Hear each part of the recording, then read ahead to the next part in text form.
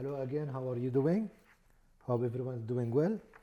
Welcome to our video number 15 in our English skills course as part of your training course. We will continue with problem sentences. We have talked about the three types of problem sentences, the fragment sentences and the run-on sentences and comma splice sentences.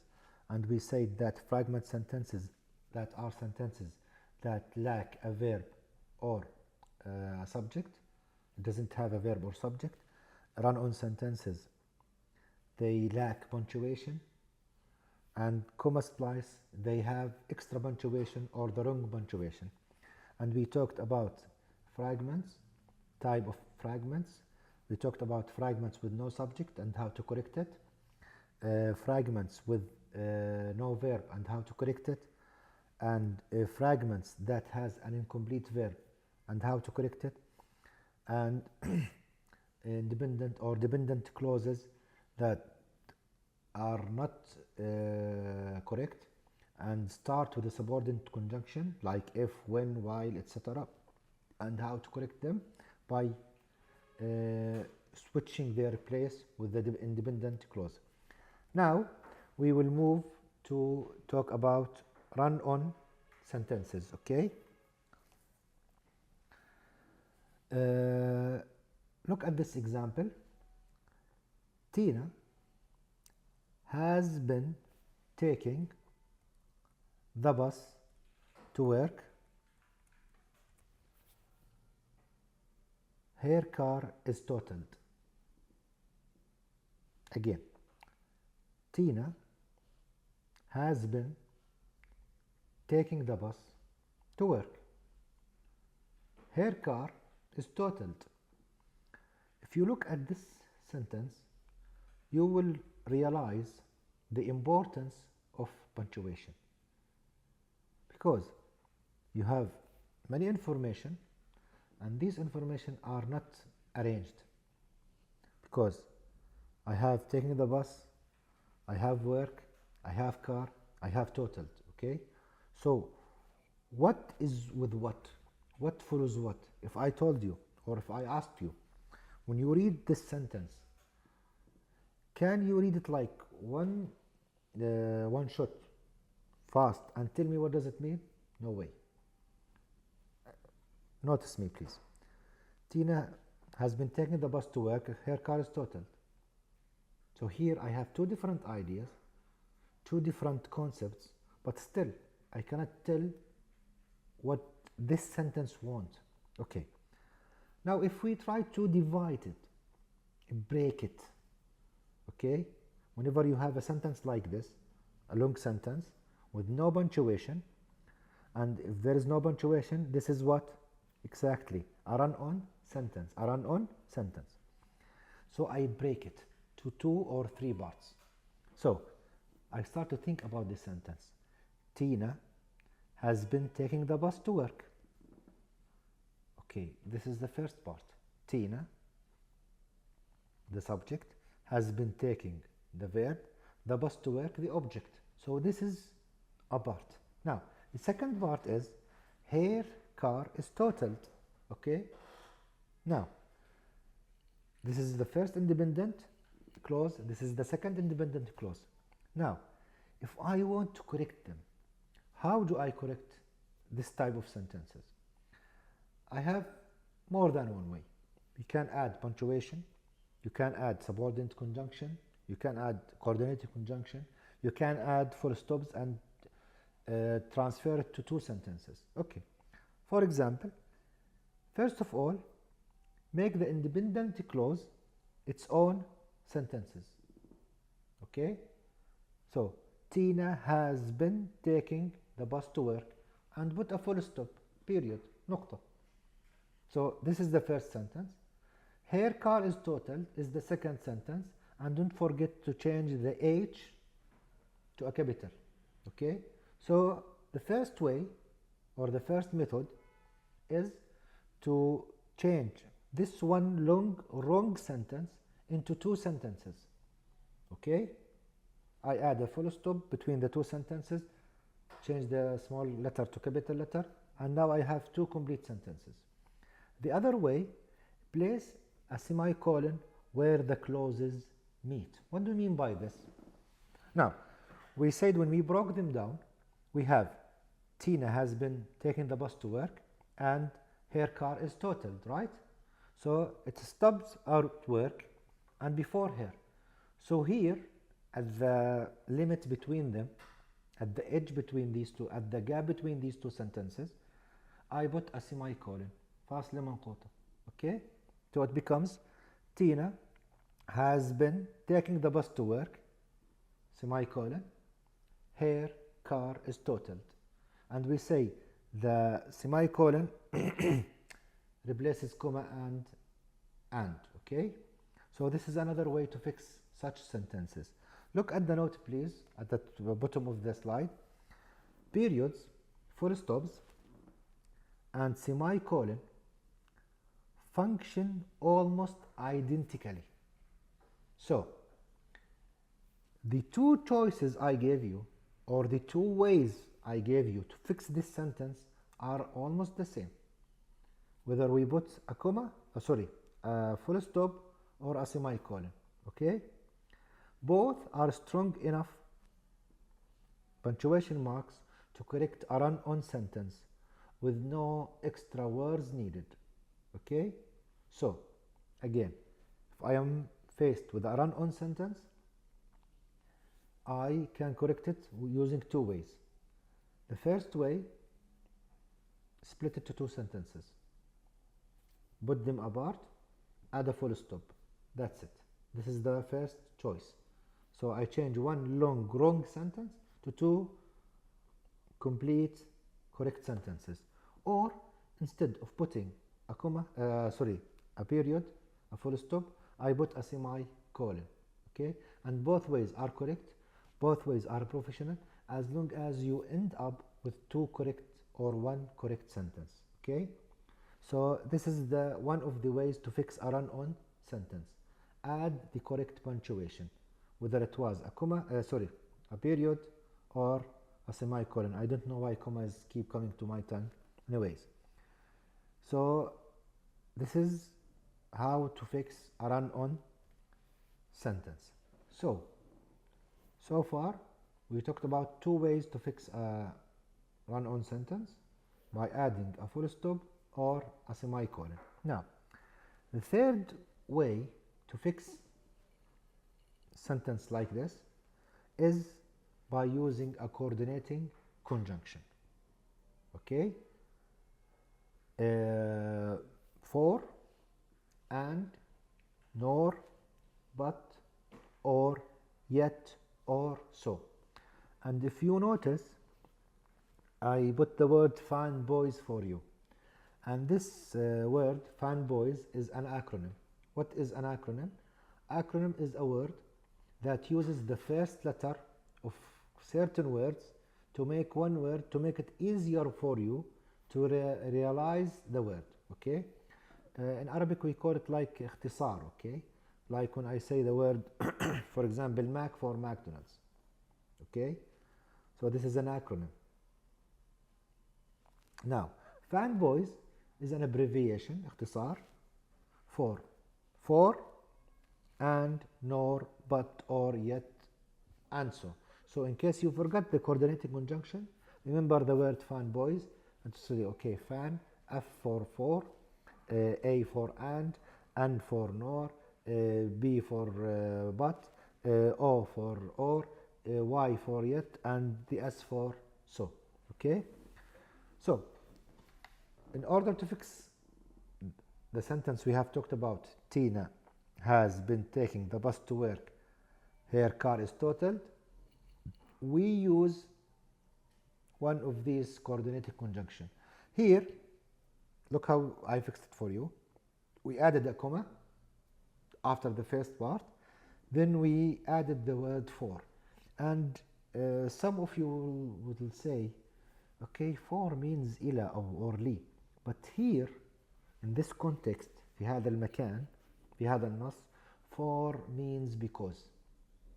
Okay, So because her car is totaled, broken, damaged, it's not working, سيارتها خربانة, okay, she is using the bus. Okay, so this is the third way to fix a run-on sentence. Okay, put the correct punctuation, period or semicolon, add a coordinated conjunction with the correct punctuation, and they all need a comma before them. So it's still one sentence, but we added a comma and the word for. In the other one, we change it to two sentences, or we combine them to one sentence using a semicolon. Now, the fourth way to fix a run-on sentence is to use a conjunctive adverb, okay, where the clauses meet, which is at the end of the first clause and at the beginning of the second clause, between work and here. Okay, what is a conjunctive adverb? We have plenty of them. We have a lot of them. Okay, they are adverbs. They are used to connect sentences.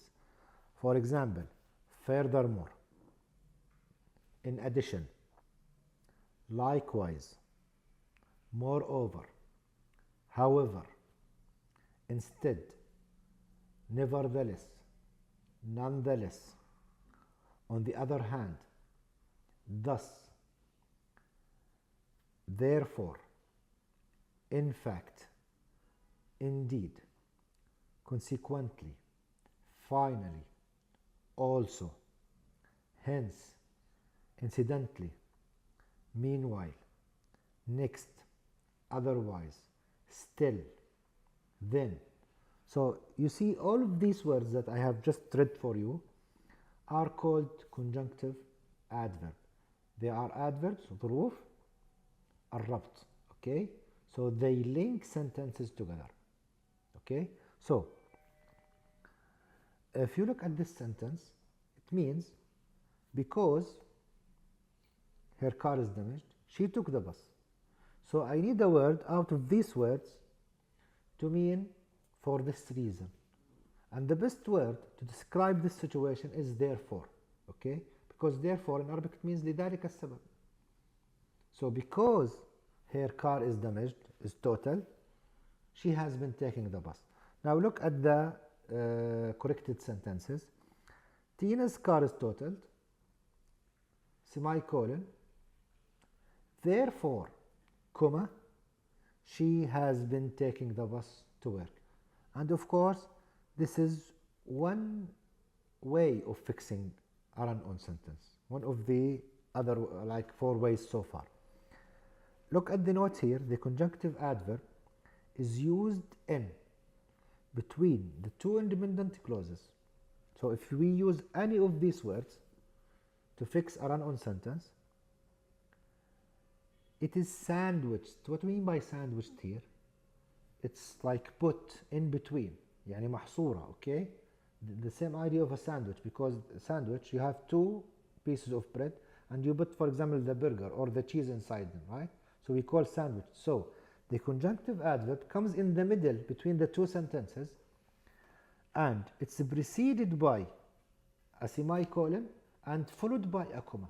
So we have a semicolon before it and a comma after it.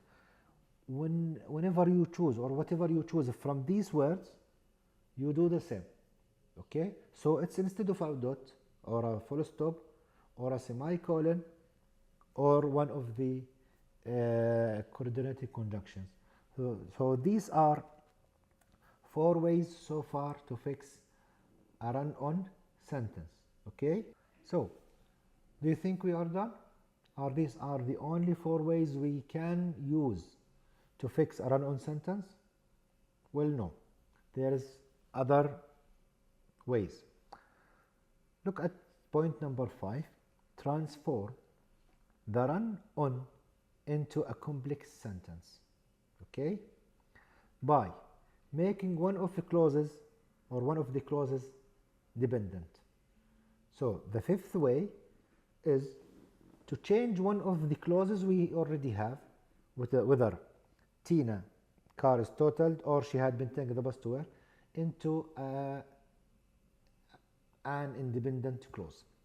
How do we do this? We need a subordinate conjunction, and these words gives us information about how something happens, when something happens, where something happens, why something happens, and under what conditions something happens.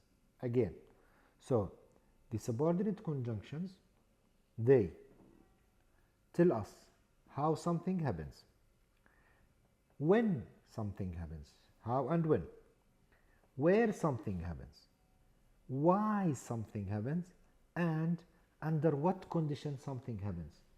Look at the examples. As if, as though, after, as soon as, before, until, when, whenever, while, where, wherever, because, in order that, since, so that, although, as long as, even though, if, even if, though, and unless. If you notice, all these words, they are all subordinate conjunctions, and each one of them tells us one of the functions that I already told you. They either tell us how something happens, or when, or where, or how, okay? So each one of them has its own use, its own meaning, and we need to practice them in order to start using them. Now, look at the example. Because Tina's car is totaled, she has been taking the bus to work. So I changed the part where her car is totaled to an independent clause by adding what? To a dependent clause, sorry, by adding a subordinate conjunction. Because her car is totaled, okay? Now, look at the other example, which is the same, by the way. Tina has been taking the bus to work because her car is totaled. And notice in the first sentence, because I started with a subordinate conjunction, I added a comma after the dependent clause. Then I added the independent clause. But when I start with a normal subject and the subordinate clause is in the middle, we didn't use a comma. Okay? So, this is the fifth way of fixing a run-on sentences. Again, we either put a comma, a colon, semicolon, or a full stop, or, as we said, put a subordinate conjunction, or add a conjunctive adverb, or use a coordinate conjunction. Now, the same thing happens for both run-on sentences and comma splice sentences. Okay, so what applies here applies here. For example, if I put a comma, I just change it to a full stop. If I put the wrong, let's say, full stop, I change it to a semicolon, or I use one of the coordinated conjunction or adverb conjunctions or subordinates, or split it to two sentences. Okay, so what applies here, or what comes here, you can do here. Okay, but actually it's less easier for you because you have the punctuation, you just need to choose another punctuation, or you split the sentences. Now, there is an exception when we use though, or although, or even though, and even if. Notice these four: though, although, even though, and even if. These four subordinates, if you use them, you do use the comma after the independent clause when a dependent clause using one of these words. Okay, so look at the examples. Fiona appears busy today, although she has no customers. Fiona appears busy today, even though she has no customers. Okay, so with although, even though, even if, and though. If we use them, put a comma before them. This is an exception. The rule says when you are using a subordinate clause in a dependent clause at the middle of the sentence, don't put anything before them.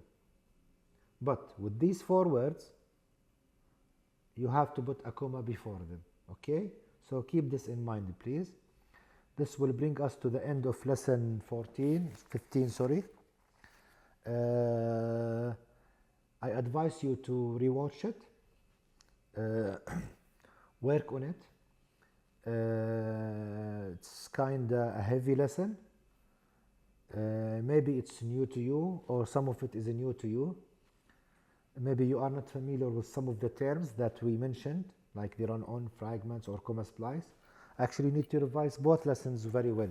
Not actually these two, or like all the lessons you need to revise, but mainly these two lessons. I advise you to revise them, watch them more than one time. Try to find similar sentences and fix them yourselves. And the more you practice fixing such sentences, you will end up having no problems yourself, because we are doing this for you, and I believe some of you have the same problem, or let's say produce some of these problems. So by knowing these type of problems, you will start avoiding them, and hopefully you will end up having, let's say, zero mistakes. For us as learners, maybe it's difficult, but still we hope for the best. I believe instead of making 10 mistakes, you will end up with one mistake, which is really good. Native speakers still make mistakes. I myself make mistakes. Everyone makes mistakes when using a language. So just build on it. Keep practicing, and with such things, especially with subordinate and coordinating conjunctions and these words, you need to start using them, know the meaning of each one, the use of each one. I didn't miss that. We will come to, I believe after a few lessons, we will talk about them in details, where to use each one of them to make it easier for you, of course. So, for example, if you want to add information, you know what to use. If you want to give an explanation, you know what to use. If you want to talk about, let's say, reasons or effects or cause, or explain why something, you know what to use. This is the end of our lesson. Thank you for listening, and see you in the next lesson. Bye bye.